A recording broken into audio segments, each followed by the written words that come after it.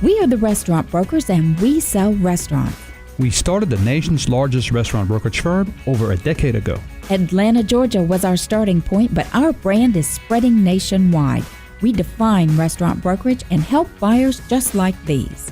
Our dream, our goal, open up a restaurant, loving life, serving people breakfast and lunch, and then enjoying the rest of the day with them and ourselves. Buying an existing restaurant, leasing a closed restaurant space, or purchasing a restaurant franchise.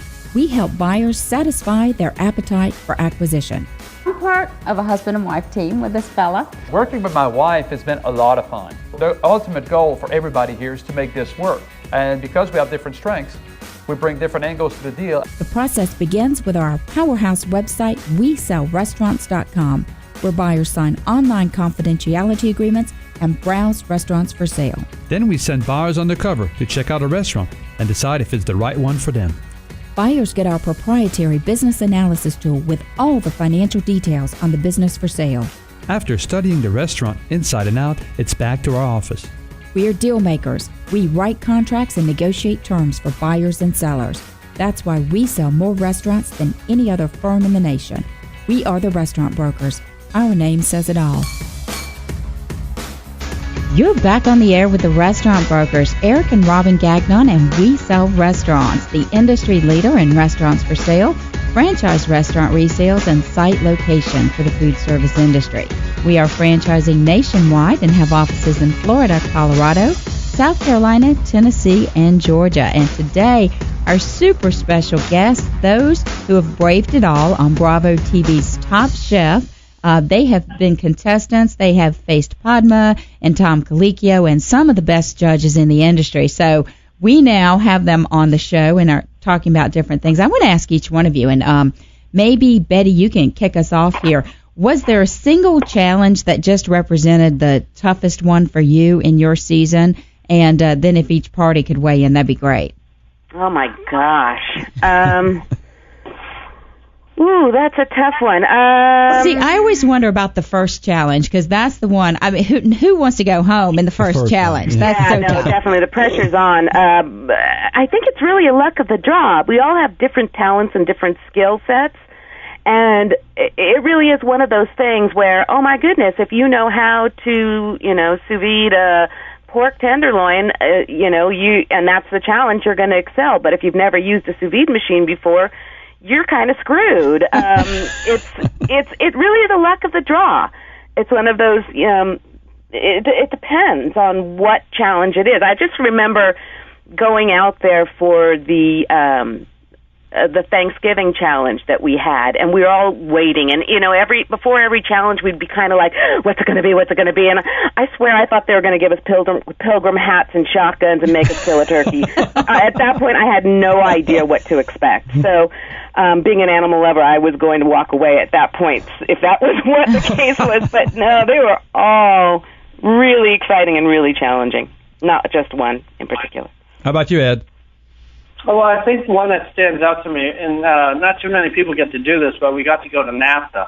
Right. We were in the control room. We got to talk to, on the live feed, some astronauts who were probably actually in the other room pretending that they were up in outer space. But anyway, that's a different story. But so what we had to do is we had to we had to create a dish that would that we would want that the astronauts would want to eat in space. So we had to make space food. Right. So our dish needed to hit all the guidelines that we did talk to the astronauts as far as they wanted something that was spicy because their taste buds are very different at whatever altitude they're in outer space, so whatever.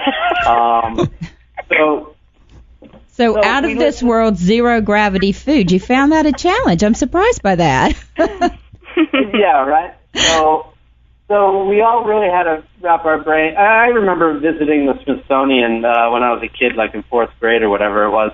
And I remember buying, those astronaut food things. And I'm like, I don't understand how I can create a dish and they're going to turn it into something like that. So here we are. We're shopping for whatever it is, and I got rack of lamb, and I decided to get very Moroccan on it. There's a lot of Moroccan spices and everything like that. So I hit all the notes, and I didn't win that challenge, but I was pretty close. Anthony Bourdain really loved my dish and said it was very, very ballsy and very, I put it out there on the line. But the special guest was Buzz Aldrin, and he told me that my dish was too spicy. Ah. So it's just like, it was challenging because I listened to every astronaut that said this is what I'd like to have in space and blah blah blah. So I hit all those notes, and here I have an astronaut, former astronaut, whatever, saying that my dish was too spicy. So I was very confused about that. But that was probably a very interesting challenge for me. So let me ask you guys this. How did Top Chef change your career and raise your profile in the industry? And Betty, Joy, why don't you start off and tell us, what has it done for your career to have been in front of a national TV audience? It's incredible. I mean, again, I have a very small community. I'm in Fredericksburg, Virginia, and we're sandwiched about halfway between D.C. and Richmond. So a lot of people sort of just shoot over us, and they go for a culinary experience in either D.C. or Richmond, and we've been trying to change that since we got here about 5 years ago. So for us to have been mentioned in a national breath is a major coup, and while the local community is and remains to be the cornerstone of my business, I've seen so many new faces and gotten contacted by so many people who just experience the show and want to come and share the restaurant. And that's the cool thing about, I remember Kevin Gillespie was on Top Chef when I worked at Woodfire. He was my executive chef then, and he said, we had a fine dining restaurant, and he said the coolest thing about being on Top Chef is people would seek out the restaurant before Top Chef because they wanted a fine dining experience. But after Top Chef, they wanted a Kevin experience. And so he got people from all different demographics and all different income levels and all different culinary sensibilities, and they all wanted to taste his food. And they may just come in and have a glass of wine and an appetizer because that's all they cared to do, but they wanted to share it, and he just was kind of grateful for that exposure. And that's the way I feel at Foodie and with the Top Chef experience. It's just given us an overall exposure that really is priceless.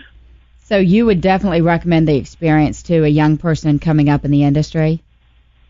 I would recommend any experience where you bite off more than you can chew, where your footing is not settled, where you're trying something that feels completely and utterly foreign to you, because the good news is you're doing it, and the better news might be you do it really well. So, yeah, absolutely, I would recommend it. Okay, guys, yes or no? This is the only answer you can have. It's yes or no. Would you do it again? Betty? Yes. Ed? Yes. Joy? Yes. That is a unanimous yes. That is a great answer, and that's a great inspiration for people in the future that would like to try this. If you are thinking about it, throw your hat in the ring. I mean, this is an experience. These people are passionate about it, and they'll do it again after all that they share with us today. Oh, that's great. So thanks so much for joining us and sharing these stories of these folks who have been on the front line on Bravo TV's Top Chef, different seasons, all competing for that title of Top Chef in America. To listen to this show and many others, join us online at WeSellRestaurants.com. Please take a minute. Like us on our Facebook page. It's Facebook.com/WeSellRestaurants. Our Twitter handle is @SellRestaurants. And, of course, we're on LinkedIn as well. We Sell Restaurants is your industry authority and source for information. Stay tuned. We'll be back after this short break.